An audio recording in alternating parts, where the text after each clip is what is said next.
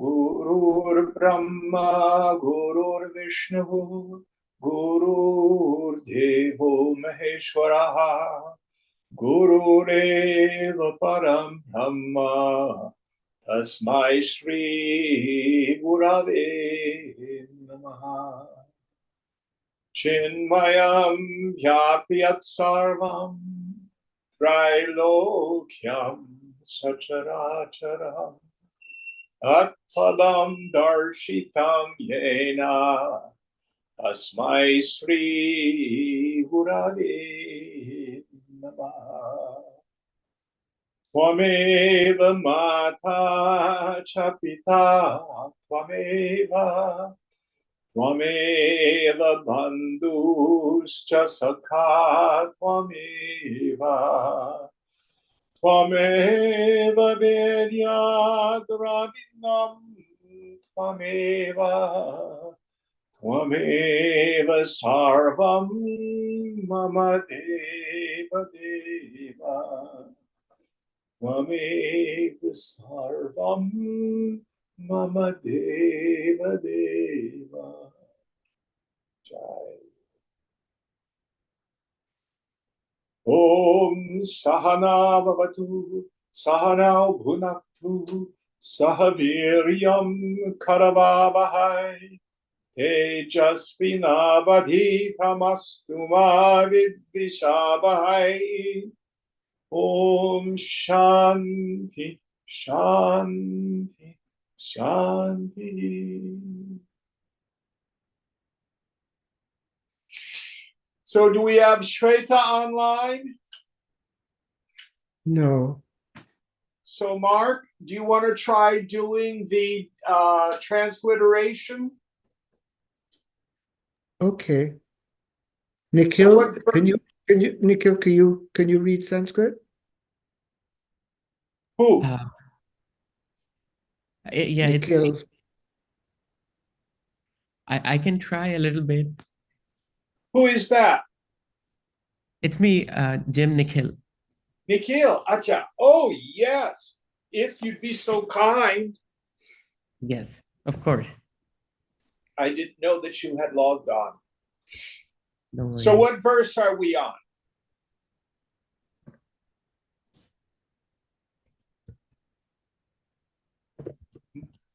Mark?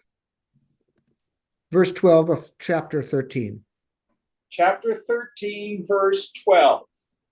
Do you have a text handy, Nikhil? I just opened one online, so I'm just getting to it. It's possible that the translation might be different. It's all right. Tell you what, you do the Sanskrit, we'll have Mark do the translation. That'd be fine. Okay, that sounds good. Okay.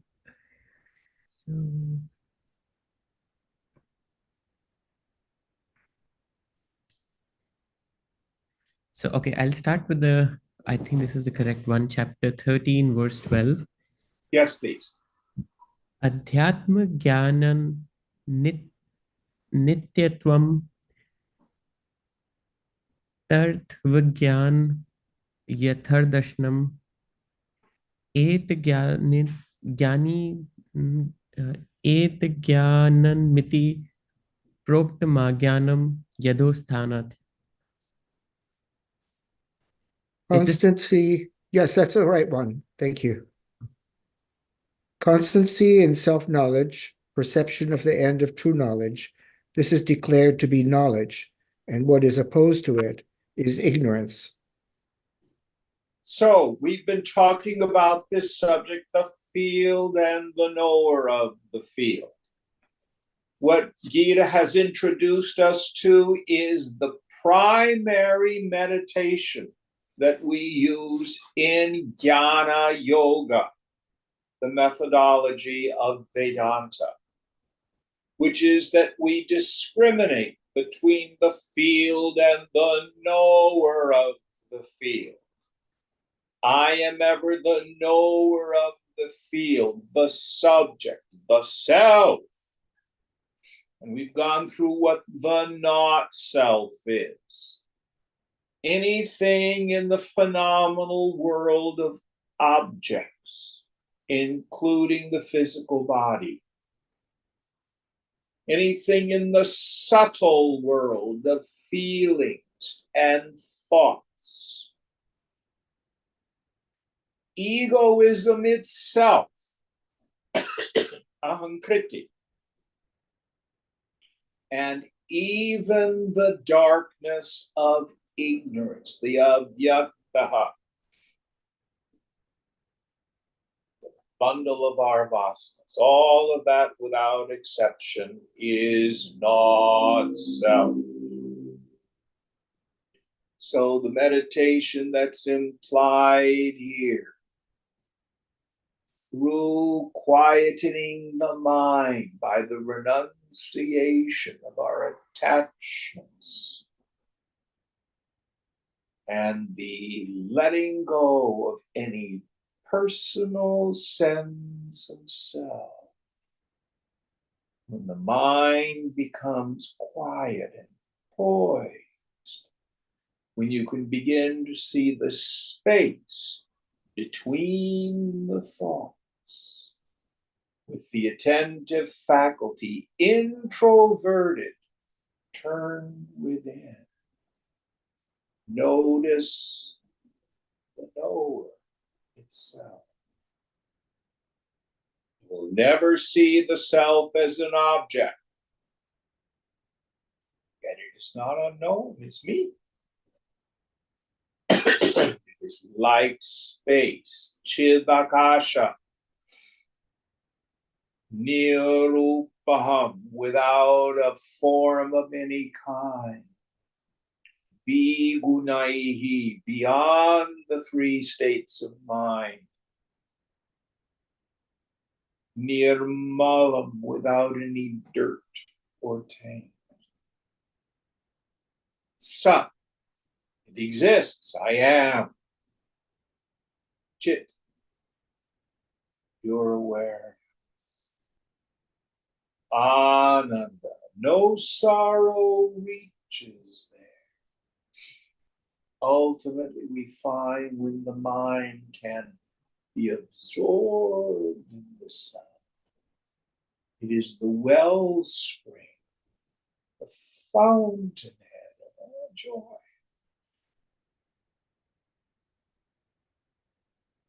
This is what is termed as knowledge. Those who are established in it, we call sthita prajna in Gita. Those who have steady wisdom. We go back to the second chapter, verse 54. Arjuna says, what are the signs of the man of steady wisdom? A woman of steady wisdom. And the clearest explanation is given in verse 55. When a person casts off all the desires of the mind, O Partha, and is satisfied in the self, by the self, then they are said to be a person of steady wisdom, meaning the mind has retired into the supreme.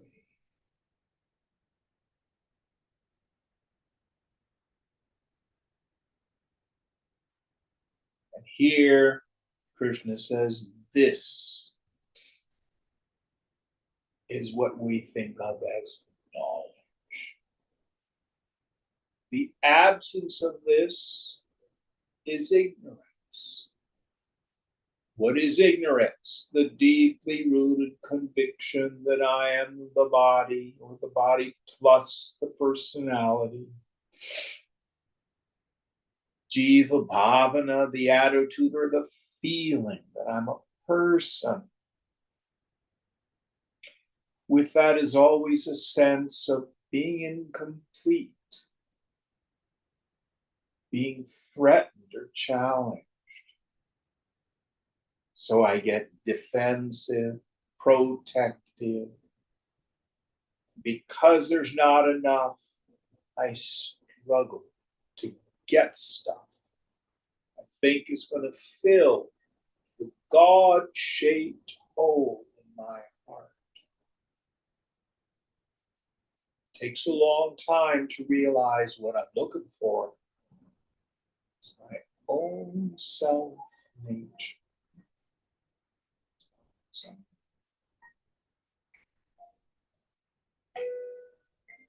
any thoughts on this? Next verse. ज्ञानेयं यत् तत् प्रवक्ष्यामि यज् ज्ञानत्वमृत्यम् अस्मते अनादिमत् परं ब्रह्मं न तत्सत्तं नशद उच्यते.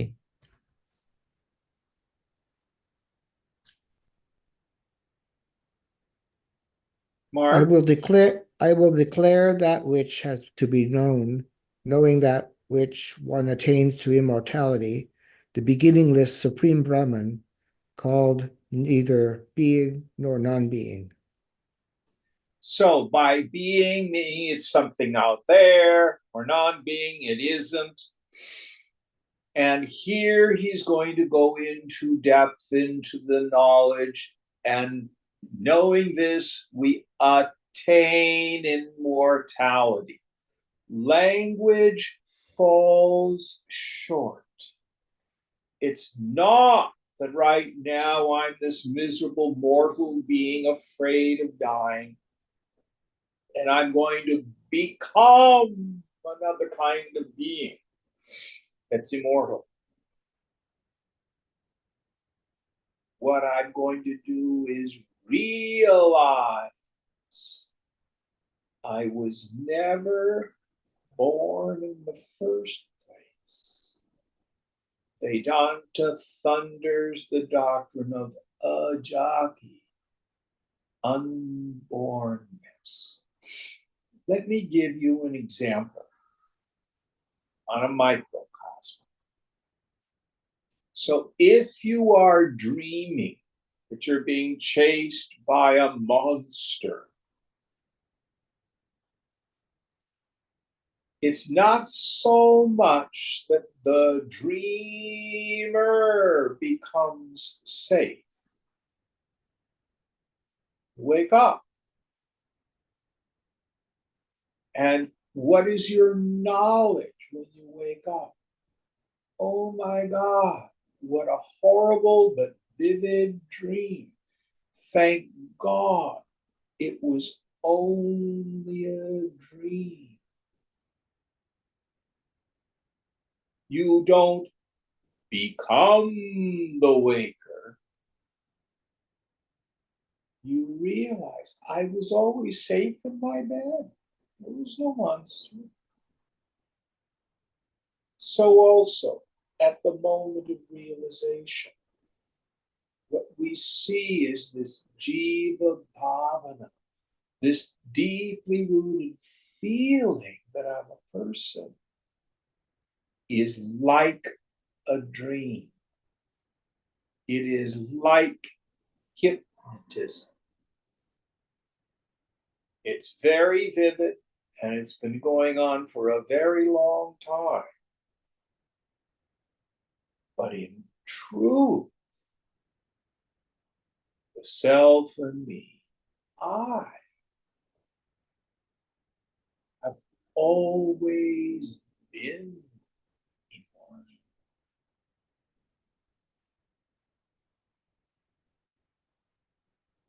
This is not an ontological problem. It's not, I'm a miserable word and I've got to change into an immortal being. It is an epistemological problem. I think I'm a worm, but I'm not. And I come to realize, to understand direct experience. Oh, I've always been the space of consciousness.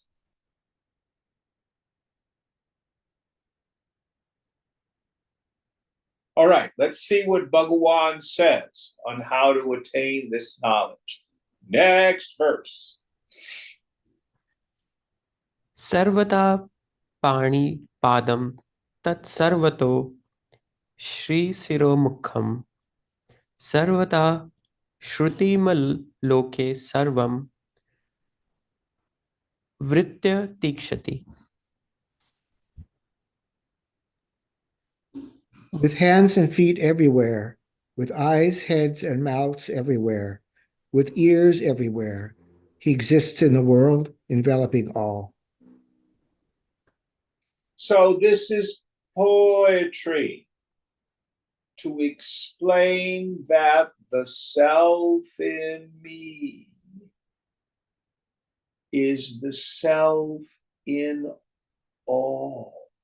It doesn't mean that the self, Krishna, is some weird creature with eyes everywhere, with hands and feet everywhere, with mouths everywhere. It's like this. I, Jim, am sitting here and I see the room from my viewpoint. You are sitting where you are and you see the surround from your viewpoint. Excuse me. I'm aware of my body. You are aware of your body, which are different. Hands and feet, different. You are aware of your thoughts and feelings. I'm aware of my thoughts and feelings, different. But if you look behind your eyes and notice the knower, all that's there is Chidakasha, the space of pure awareness. When I look behind my eyes and notice the knower, I too find only Chidakash, the space of pure awareness. The self in me is not like the self in you. The self in me is the self in you.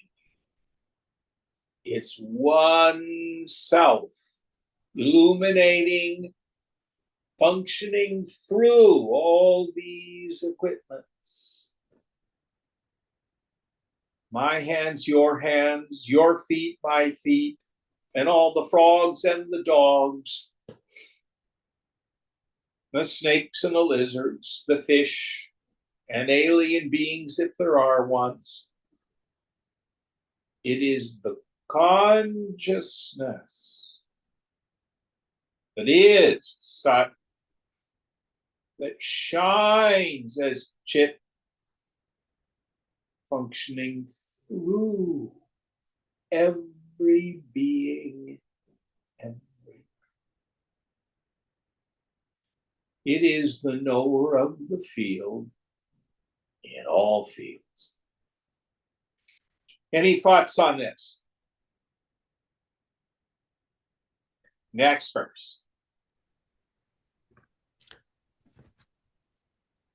I actually have a thought on this, Jim. Please. Yeah, so there is this Hare Krishna movement that Prabhupada started in America, and I was Yes. watching his video recently, and he said that God and I are not same. He said that we don't believe in this philosophy, even though they worship Krishna, but they always maintain that God and I are different, and they don't believe in non-duality basically. Yes. Okay. Yeah. So yeah, I wasn't sure why he said that, why they have this outlook. So the answer to this, it has to do with the experiences of the mystic. Okay. So the first level of mysticism is what we call Dvaita, Mhm. and people support it with their own interpretation and understanding of scripture. And ISKCON, the Hare Krishnas, they are Dvaita, they are dualistic. God is wholly other.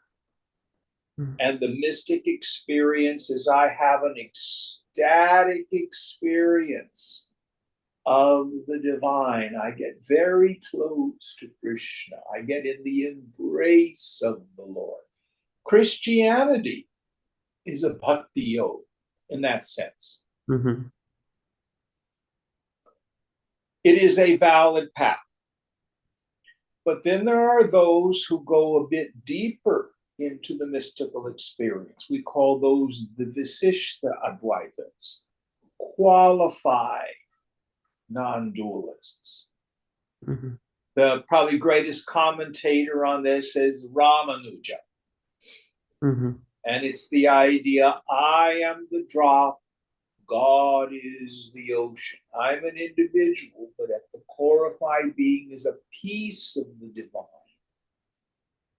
Mhm. It's the place where God and I are one, but I am still an individual.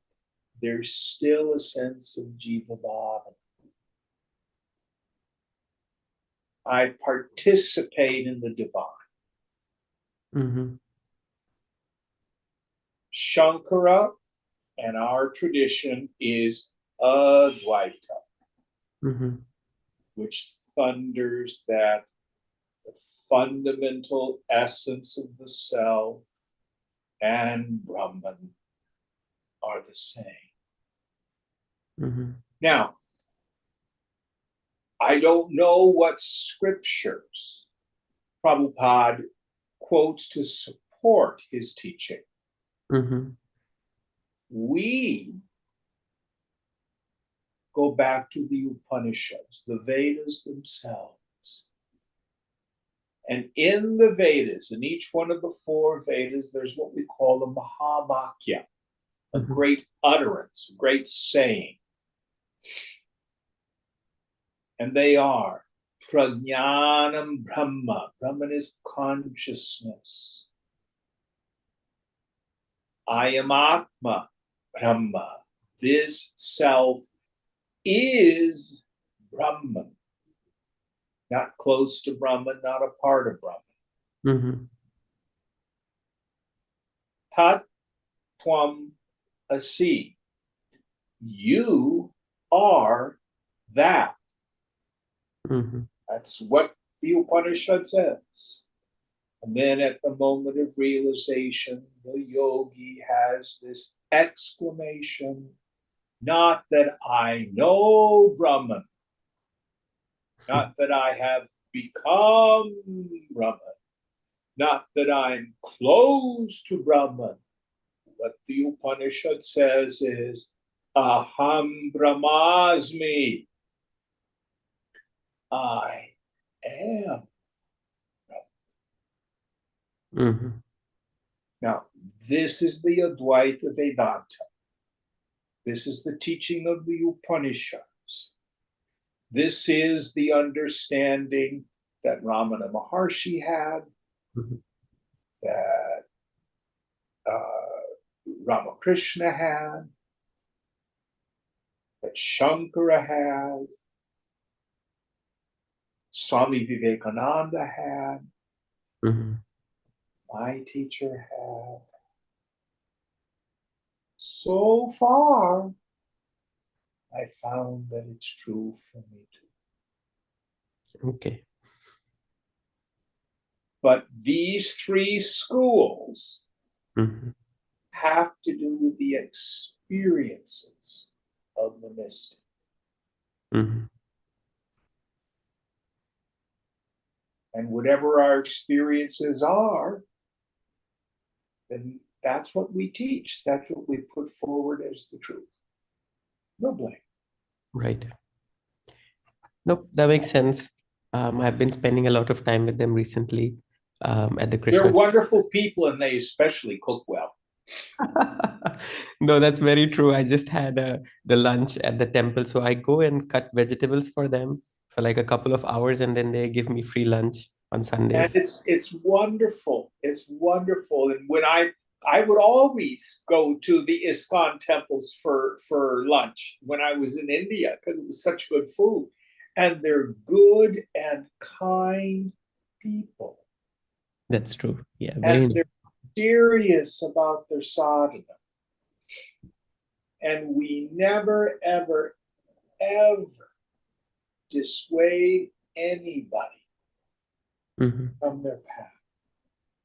As mhm. long as they don't come out of it with hateful dogma that is abusive to others, then we stand for justice. Right. Yeah, thanks for sharing, Jim. And from the standpoint of the absolute, all philosophical systems are illusory. Hmm. Only aham is real. Right. Is that useful? Yes, yes, very useful. Thanks for the context and the background, everything. Yeah. Now, we never let philosophical inconsistency get in the way of happiness and a peaceful mind. Mhm, So even though I'm an Advaita Vedantam, Sarvam Kalvidam Brahma, it's all Brahma. I am Atma Brahma. For 20 years, I worked for the Catholic Church. mhm, I was received into the Catholic Church. I'm a Catholic. I was the director of music ministries in a Catholic church. mhm, I took communion. I prayed the rosary, mhm. 3 masses every weekend. I sang the Psalms of David, all dualistic. Be merciful, O loving God, for I have sinned. I could go through all these wonderful texts and loved every minute of it. I love praising God, Mhm, mhm, even though I know it is not that which I worship here. mhm. So my guru's guru, Swami Tapovanam, walked all the way from Uttarkashi to the Sharada temple, which is now in Kashmir. It's in a section that's controlled by Pakistan. It's a very, very famous Devi temple. Mhm, mhm. But back when he did it in the late 19th century, early 20th century, it was very famous. And he wrote about how much he enjoyed staying there for several weeks, doing nothing but singing the praises of the mother. Mhm, And he's an Advaita, deep Vedanta. Did he enjoy singing praises to the mother? Yup.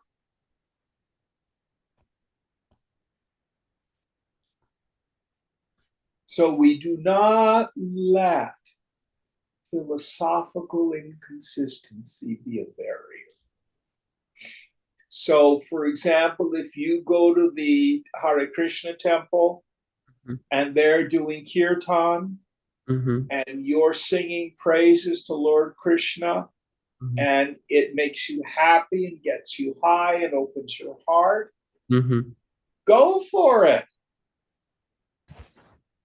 Yeah, when I was there recently, I did their program, which is called Monk for the Weekend. And I got to stay with the monks over the weekend. And like we woke up at 6:30 or 5 o'clock, and 5:30 we did Aarti. and then we did japa and mantra, and then we also had Gita class there, and then we did service at the temple, and we all had our meals together. So it was a very nice experience. Absolutely. And if you enjoyed it, go for it. Yeah. And then I was in the temple, and suddenly I was like frozen in time, and I started crying. And in that moment, I didn't want anything. I didn't have any desires, and I was like so frozen in time, and I was just crying. So yeah. Yes, the Shakti. Yes, you were doing some sadhana and your heart opened. It's wonderful. It's wonderful. Okay. I think I can go to the next one. Okay. Very, very good questions. Okay, thank you. And what I always tell people is follow your intuition. If you're being led to go to the ISKCON temple Mhm. and hang out there, follow it. I have Mhm. another student who, out of the blue, was led to do Sri Vidya practice. Knock yourself out. Mhm. I've had other students who get deeply into doing asana and pranayama. If that's what you're led to do it. And it's not going to be problematic to study the Advaita Vedanta and the practice that's implied here with those others. You can have what we call an integral yoga. You can integrate these things. All right, next verse. Okay. Sarvendriya guna bhasam sarvendriya vivarijitam ashtakam sarva sarvam bhrichav nirgunam gunam bhoktricha. Shining by the functions of all the senses, yet without the senses, unattached, yet supporting all, devoid of qualities, yet their experiencer. So let's parse this one, take it idea by idea. So the first idea. Okay, hold on. Let me get back to it. Shining by the functions of all the senses. Yes. So it is consciousness itself that illumines seeing, hearing, tasting, touching, smelling, feeling, thinking. You walk up to a corpse, their eyes are wide open. You move your hand in front of the corpse's eyes, they see nothing. The life principle is gone. Next idea. Yet without the senses. Yes. So you are unattached. You have no senses. You are the knower of objects seen, heard, heard, tasted, touched, smelled, felt, and thought. You are not the sense objects. You are not the sense organs. You are not the sensing. You are asangaha, unattached to it. The eternal witness of everything.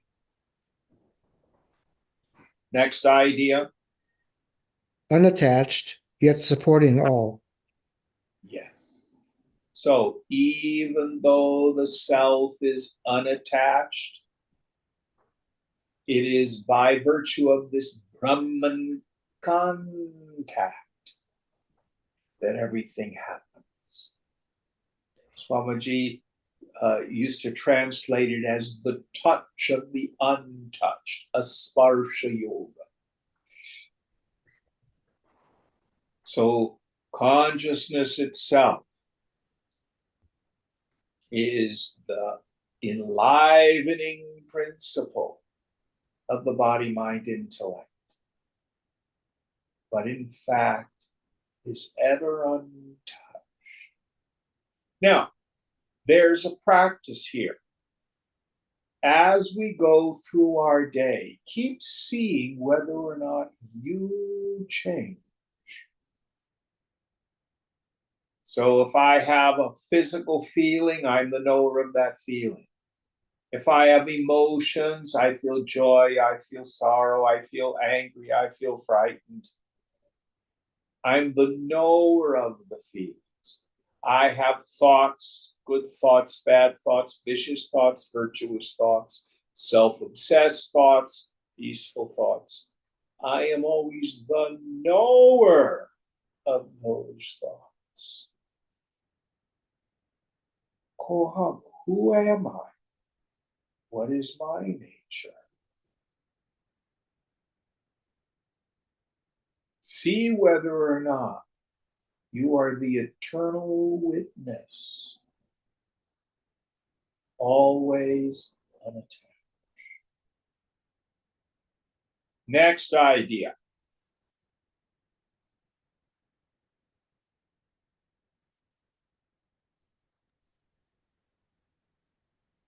I think you're muted.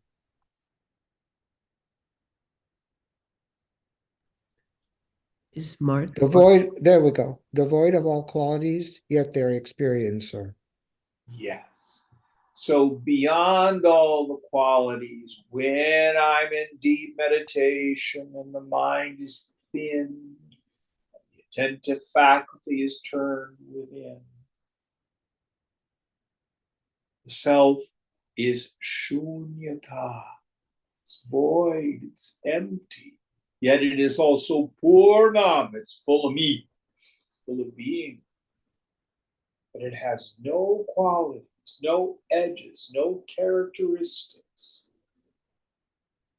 It's prakash, the light of pure awareness.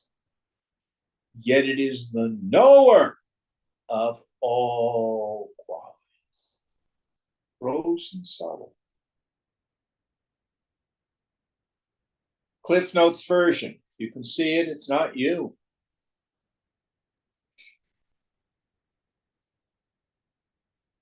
Next idea. And that's it.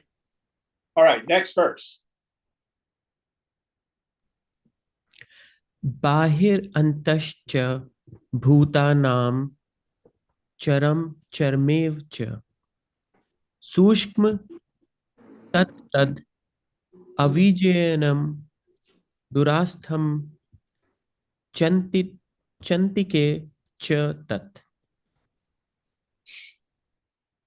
Without and within all beings, the unmoving and also the moving, because of its subtlety, unknowable, and near and far away, is that. So again, we'll parse it idea by idea. First one, bahish antacha. Bahi means outside. Anta means inside. So it seems like the self is inside me and it's peeping out through the senses. I'm kind of like a disembodied head, maybe. But let's go to the dream state. In the dream state, I have a dream body, and I also feel like I'm inside the dream body. It becomes a locus of perception to peep out at the dream world. And I have a dream ego. I am that dream body going through the dream circumstances. I have dream thoughts and feelings inside.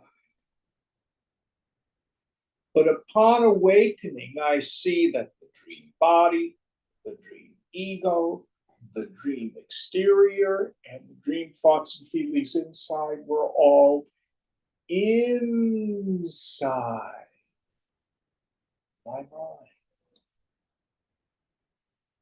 So what Krishna is saying is all this is in consciousness. Got to be careful. Doesn't mean that you, the individual, are dreaming all the worlds. It means the self is manifesting all this in the same way a dream happens. Chandogya thunders, Sarvam Kalvidam Brahma. All this is verily Brahma. The entire phenomenal world, its material cause is consciousness. So the self is not just interior, it's exterior too. What I'm seeing as a world of name and form is in fact the play of consciousness. And consciousness never leaves its nature. It is still Satchidananda. Next idea, Mark. The unmoving and also the moving. So things that are unmoving, like mountains, and things that are moving, like rivers, galaxies, and the beings, the bunny rabbits, the antelopes, the worms and the germs, all of it is comprised of consciousness. Again, you are the God of your dream. If you understand the dream, Vedanta becomes very clear. So whatever you see in your dream, if you dream that you're driving up a mountain road, the mountain itself is nothing but your mind. The car that's driving up it is nothing but your mind. The body of you that's driving the car is nothing but your mind. The friend in the passenger seat is nothing but your mind. So also, all of this is Krishna. Next idea. Because of its subtlety, unknowable. Yes. So you will never see the self as an object, even though the objects are the self. But it is knowable. How? It is directly known as aham, as I. Never known as an object, too subtle, but always known as I. And I see the self in and through the world with the eye of wisdom, the jnana chakshu. So in the Hindu mythology, we have Lord Shiva, he's Triambakam, he has three eyes. Two eyes like you and me, and he has a third eye. And the legends are when he opens his third eye, the whole world is burnt to ashes. What that means is, this is the jnana chakshu, the eye of wisdom. When you and I fundamentally grasp that this world is like a hologram, the forms are seen but not real. When I look out and see the forms, what's really there is Krishna. And I can see that by practicing dialing down my reactivity, practicing detachment, vairagya. Let it go, let it go. Next idea. And near and far away is that. Yes. So even though it's closer than the closest, closer than a hand or foot, closer than your breath, closer than your innermost thought, it's you.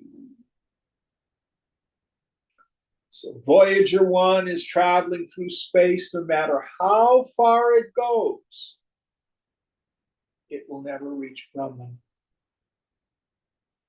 Brahman is the context for the entire phenomenal world.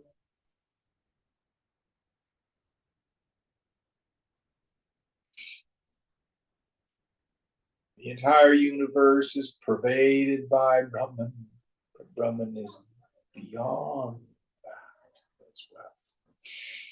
In an earlier chapter, Krishna has said, in one tiny corner of my infinite being is the entire universe. Next idea.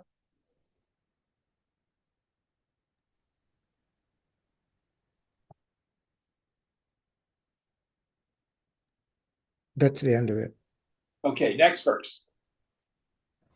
Verse 17. Avibhaktam cha bhuteshu vibhaktam iva cha sthitam.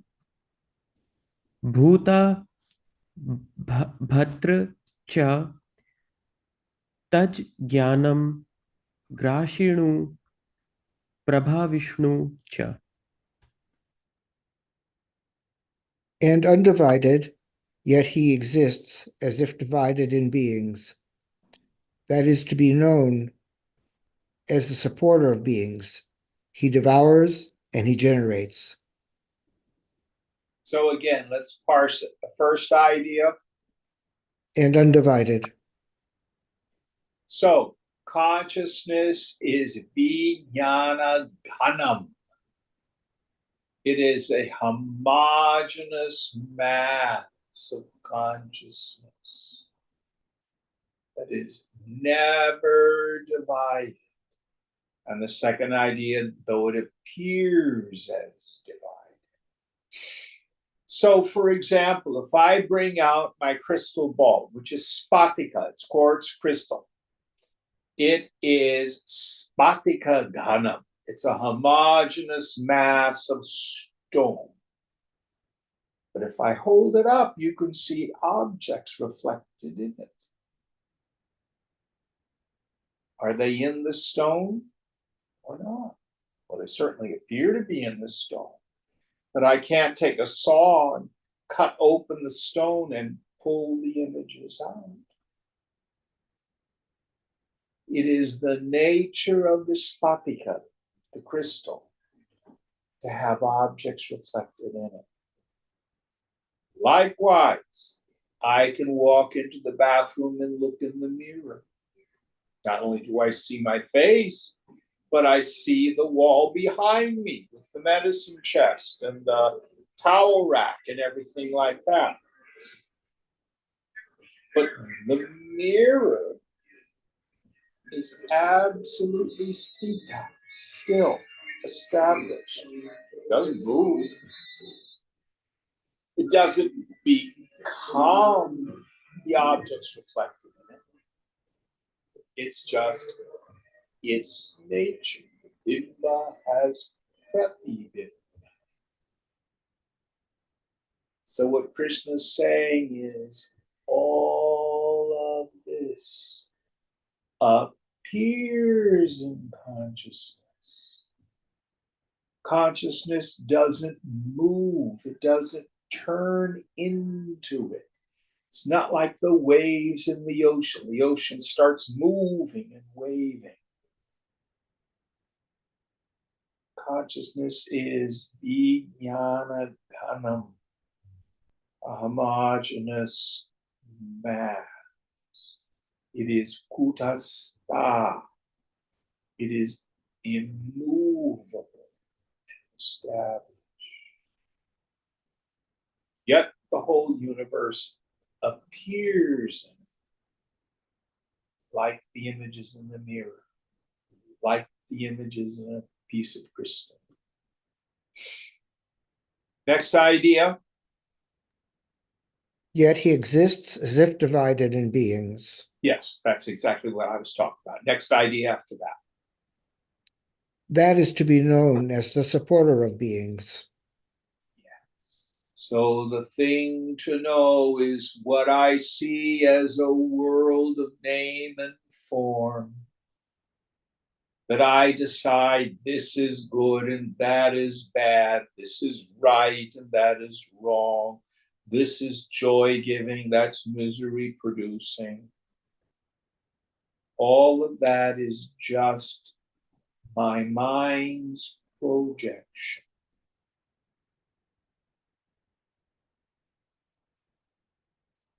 I like to talk about these two scriptural statements that we have to reconcile. Brahma Satyam Jagan Nitya. Brahman alone is real. The phenomenal world, the Jagat, is Mithya, illusion, a lie. And then we have Chandogya, which says Sarvam Kalvidam Brahma. All this is verily Brahman. So make up your mind. Is it all illusion or is it all Brahman? And the answer is yes. Just like the dream.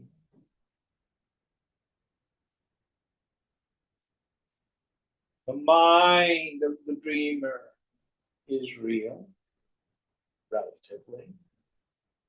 All the objects in the dream are imagination. They're not real. They're mithya.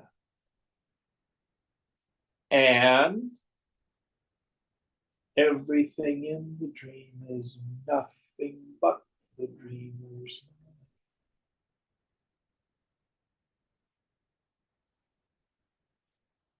All this phenomenal world is like a very long, very vivid.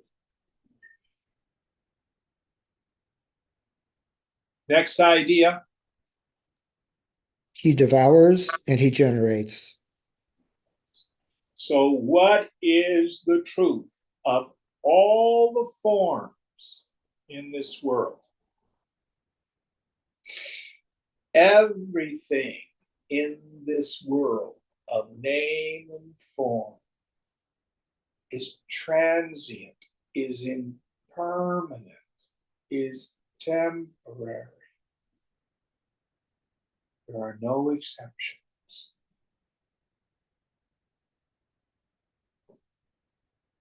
And mass and energy are never destroyed. They just change states. So when one form goes out of existence, another form comes into being.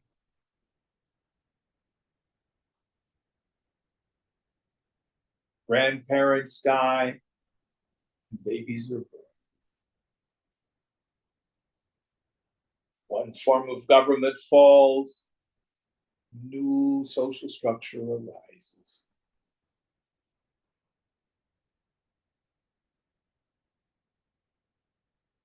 Everything, without exception, is impermanent. But you are always safe. You are not impermanent.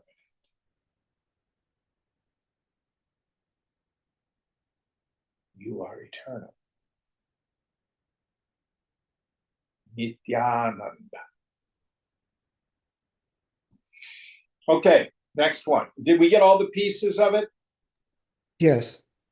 All right, next verse. Verse 18. Jyotisham api tajya jyotis tamsa param uchyate jnanam yenam janagamyam hridi sarvasya vishtatam. That Brahman, the light of all lights, is said to be beyond darkness. It is knowledge, the object of knowledge, seated in the hearts of all, to be reached by knowledge. So the word he's using here is jyoti, which means a light or a lamp. So the idea is this. The lamp here, when it's on, it allows me to see the objects in the room. It lights the objects. But I do not need another light to light the lighted lamp. So what is the ultimate light of everything? Awareness itself.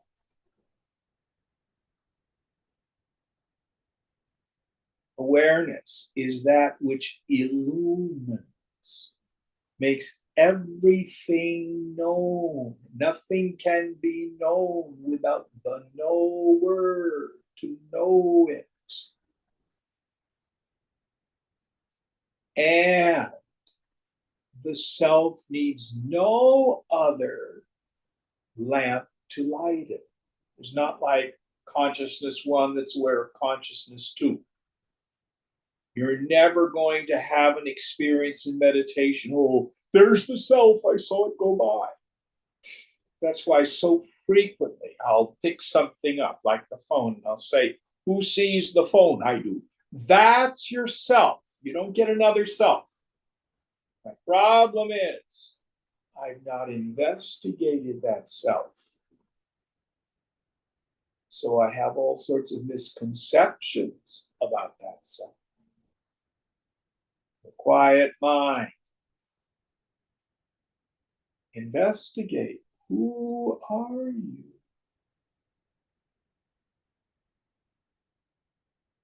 I am Atma. Brahma. This self is Brahman. That's what we discover.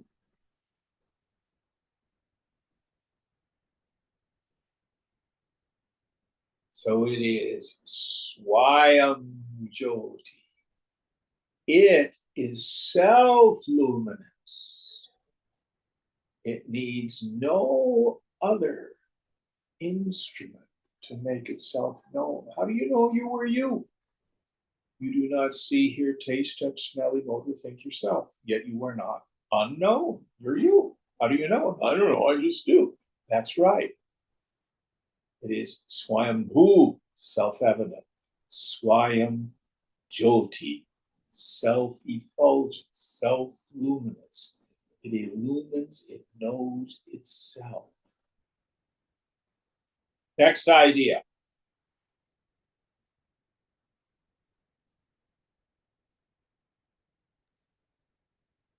Are we doing it by ideas?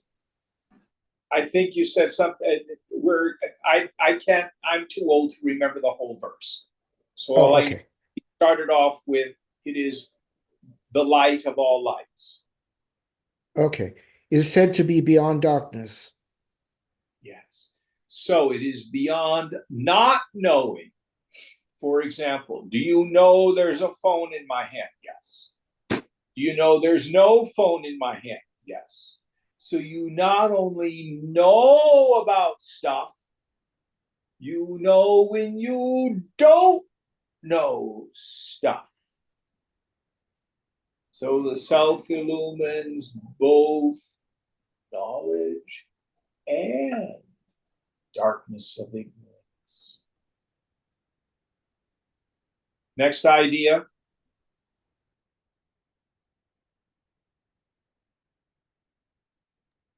It is knowledge, the object of knowledge. So it is the knower, the knowing, and the known. All of it is the play of consciousness in the world. Again, becomes very easy to understand if you go to the dream state. When you are dreaming, you are the knower of the dream. You are the knowing of the dream, seeing, hearing, tasting, etc. And you are the known of the dream, the car, the mountain, the boat, etc. All of it is you. So as an microcosm in the dream state. You reenact the divine play. Next idea. Seated in the hearts of all. Yes. So this heart here doesn't mean geographically, physically, in the hridaya, in the heart. There is an energy center there, the anahata chakra. That's a different thing. Here, the heart means the very essence, the center of everything. We don't want to take it literalistically. What do we mean by it? It's myself. It's my very experience of I. Is that the end of all the pieces of that one? The last one is to be reached by knowledge. Yes. So, what happens? I thin out the mind, letting go of all the attachments and identification.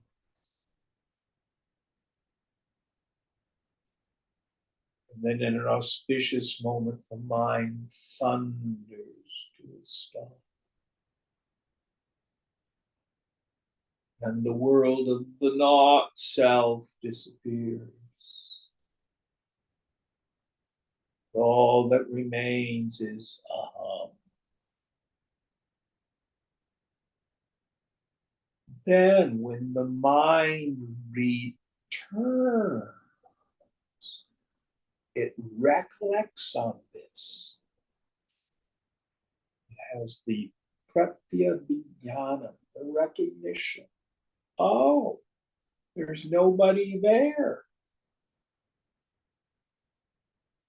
I'm not a person. I never was a person. It's just in a delusion. I am that space of consciousness.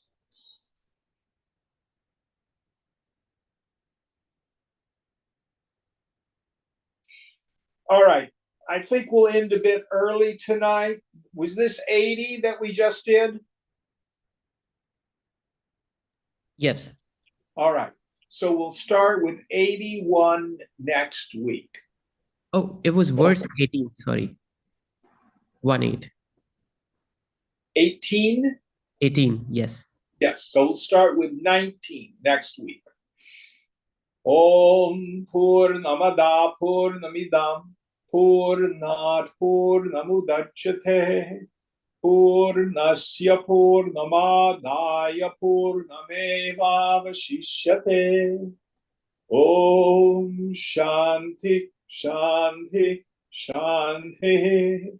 Hari Om Sri Guru Bhyo Namaha.